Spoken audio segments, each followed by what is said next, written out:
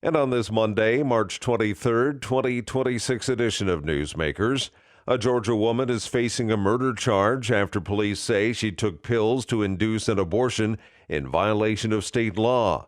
According to the Kingsland Police Department, Alexia Moore was arrested March 4th after investigators learned that Moore took the drug misoprostol while pregnant. The police report says an infant girl was delivered in an emergency room prematurely and had major health issues. The warrant says the baby was alive for an hour before she died. South Dakota Governor Larry Roden has signed 3 new bills he says will protect unborn children. The centerpiece measure allows the state to prosecute the shipment of abortion pills, which the governor called the biggest threat to fetal life in the state. 2 additional laws clarify that miscarriage care and treatment for ectopic pregnancies are not considered abortions. The bills were signed at a Sioux Falls Pregnancy Resource Center on Friday. Roden also signed a bill Friday establishing man and woman based on biological sex.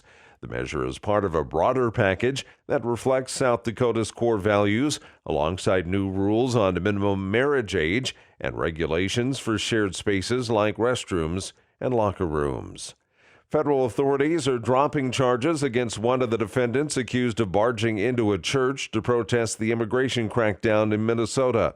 The demonstration happened in January at City's Church in St. Paul. Charges against Heather Lewis were dismissed with prejudice, which means the government cannot charge her again. A lawyer representing the defendant says the government dropped the charges after his client proved that she did not attend the January 18th protest. Activists had targeted the church because top ICE official David Easterwood serves as a pastor there. Closing arguments are scheduled in a landmark trial where New Mexico prosecutors are accusing social media conglomerate Meta of misleading people about the safety of its platforms for children. Meta denies violating state consumer protection laws. Nationwide, social media companies are contending with lawsuits that allege the platforms harm children.